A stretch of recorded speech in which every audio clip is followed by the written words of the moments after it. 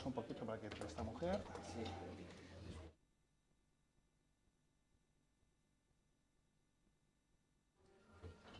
Ahí está. Perfecto.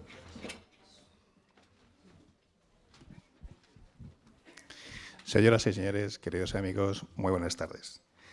En nombre del Grupo SEAL Pigmalión tenemos el placer de dar la bienvenida a la presentación del libro Crisol de Vivencias de nuestro nunca bien querido y ponderado José Menéndez Hernández. Me van a permitir ustedes que comience agradeciendo a esta casa, la Fundación Universitaria Española, que nos acoja y muy especialmente a su presidente, don Gustavo Villapalos, que nos permita celebrar de manera periódica la aparición de libros muy significativos, muy importantes para nosotros en este lugar. Un templo de sabiduría, un lugar donde se custodian manuscritos, trabajos, una biblioteca magnífica y un lugar donde recalan los investigadores de distintas disciplinas. Nosotros también recalamos de vez en cuando aquí, consideramos que es puerto amigo y por eso quiero hacer extensivo el agradecimiento a todos los trabajadores y colaboradores de la Fundación. Asimismo, me van a permitir ustedes que agradezca al plantel, al magnífico plantel, a este póker de ases, de presentadores que tenemos en la mesa, que se hayan prestado a poder hablar y analizar pues este libro, Crisol de Vivencias, que es el sexto libro que tenemos el placer de publicarle a José Menéndez dentro de nuestro grupo editorial. Bueno, ya saben ustedes que José es un hombre prolífico, un padre de familia numerosa, que ha tenido 6 hijos también, una persona que ha desarrollado quehaceres, trabajos muy distintos, que ha residido en países también muy diferentes, que ha escrito numerosísimas obras de distintas disciplinas y dentro ya de lo que es el área más literaria o el área entre africanista y literaria, pues también, como ven ustedes, sus hijos empiezan a proliferar. Los hemos puesto todos en la mesa porque creo que es hermoso observarlos y sobre todo verle a él como un padre que custodia pues a todos ellos el devenir de cada una de esas obras y donde el pequeñín, el recién nacido, que está aquí en el extremo izquierdo, pues ocupa un lugar de privilegio. Como digo, para hablar de él y de su obra, pues tenemos a 4 invitados muy especiales. A saber, en su costado derecho, escoltándole por la parte derecha, tenemos en primer lugar a Elena Cosano, diplomática, escritora, autora de un libro para nosotros emblemático, Almas Brujas, que está teniendo una gran repercusión mediática y, bueno, pues una persona para nosotros muy, muy querida, Elena. La verdad es que se hace querer muy fácilmente, además de tener una magnífica oratoria, ser una persona muy inteligente, pero para nosotros, como digo, pues tiene otros tintes más especiales, puesto que hemos tenido ocasión de convivir en distintos contextos, en situaciones muy diferentes y siempre nos ha sorprendido muy gratamente. Estoy convencido que hoy también nos va a sorprender con la interpretación y lectura que haya hecho de este crisol de vivencias. En el extremo izquierdo tenemos a Slaveva Ileva, traductora e intérprete. Es una reciente adquisición, si me lo permites. Estábamos discutiendo antes de salir si era espía o no. Teníamos dudas porque uno de nuestros autores, el profesor Maslinger Kumad, quedó muy gratamente sorprendido. Dice, si me ha sorprendido de una forma tan positiva, existe pues la posibilidad de que sea espía. Averigua si es así, porque no es fácil entregarse a una persona de manera tan fácil cuando, bueno, pues ella utiliza ardides que luego pueden ser contraproducentes para uno. No, ella es una persona trabajadora, una persona polifacética que está empeñada en hacer un magnífico trabajo sobre Guinea. Nos tiene a todos los africanistas involucrados en este trabajo, pero yo creo que Pepe José Menéndez ha sabido ver en ella algo más. Quizá pues ese espíritu crítico o analítico, quizá esa visión más especializada de quien tiene que volcar a otras lenguas, obras y de alguna forma tiene que buscar desentrañar el sentido primigenio, la esencia para que no se pierda ese mensaje fundamental que intentó plasmar el escritor en su lengua original. Los traductores tienen esa rara habilidad, también Elena Cosano, que traduce desde distintas lenguas. Y bueno, pues para continuar con este plantel de damas inteligentes y bellas, pues tenemos a Gracia Buisán, periodista. También pues es otra de las, vamos a ver, iba a decir conquistas, que no se me malinterprete. Quiere decir que Pepe es un seductor, lo sabemos todos, y él conquista nuestros corazones. Pues él la captó y la conquistó para poder participar en el acto, lo cual pues es muy de agradecer porque nos va a permitir tener una lectura muy femenina del libro. Para compensar o contrarrestar, tenemos a nuestro querido amigo Avelino Acero. Avelino proviene de un contexto profesional muy distinto. Él que es ingeniero de caminos, que además desarrolla su trabajo como director general de funciones corporativas y proyectos especiales de FCC, una empresa muy querida para nosotros, y especialmente pues, la persona, la vicepresidenta del grupo, Esther Koplovic, que nos ha ayudado en diferentes proyectos, en temas muy diversos y que se ha volcado también con la cultura y con la literatura en diversas ocasiones.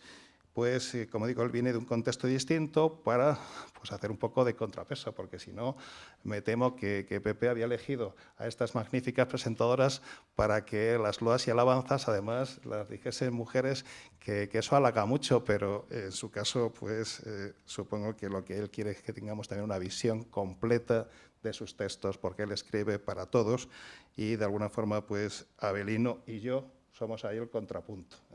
Vamos a dar esa visión un poco diferente, porque si luego queda tiempo, pues yo me reservo unos minutillos para hablarles también del proceso de edición y de mi experiencia particular con José Menéndez. A ustedes agradecerles su presencia, porque sin su apoyo nada de esto tendría sentido. Y sin más dilación, pues vamos a comenzar, y tengo el placer de hacer la palabra en primer lugar a Elena Cosano. Un aplauso para ella, por favor.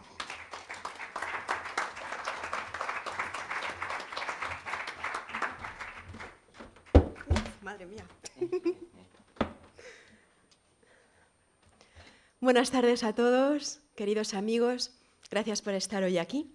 Y quería yo también empezar, al igual que Basilio, por agradeceros a todos vuestra presencia, agradecer a José Menéndez el que me haya elegido como presentadora de este su magnífico libro, y al editor por contar conmigo en todo este proceso. Es un libro muy particular. Yo creo que, al igual que el autor, es un libro variado, versátil, que expresa vivencias muy diferentes y en cierta forma las sintetiza. El autor José Menéndez es para mí una persona polifacética de lo más interesante. Y a mí me recordaba lo que dice Ortega y Gasset en sus famosos estudios sobre el amor, sobre el hombre interesante. Y decía, el hombre interesante no es aquel que hace el amor a las mujeres, sino es aquel a quienes las mujeres hacen el amor. Me pareció muy interesante. Y pensé que este libro tiene mucho de hombre interesante. Es un libro absolutamente moderno y que no tiene realmente uniformidad, al igual que yo creo la vida de José Menéndez. Por lo poco que sé de su vida, es una persona que ha hecho absolutamente de todo. Ha sido un gran opositor, un gran estudioso, veo que es doctor, profesor de universidad, registrador, magistrado del Tribunal Supremo, no sé cuántas cosas más, porque creo que es imposible para una persona de mi edad calibrar todas esas vivencias, pero es algo absolutamente impactante. Y la escritura, creo yo, es siempre una síntesis de lo que uno vive, es una interpretación de esas vivencias y una especie de proceso alquímico por el cual se va destilando la quinta esencia de eso que se ha vivido. Por lo tanto, para mí este libro es un libro que destila sabiduría, que son muchos años de experiencias muy diferentes, de pronto presentadas de una forma amena e interesante. Si hablamos del género, me cuesta trabajo definirlo. A primera vista son relatos, pero nos damos cuenta que no son realmente relatos, ni tampoco cuentos, son más bien historias, textos, a veces son impresiones, reflexiones sobre algún tema, sobre alguna situación.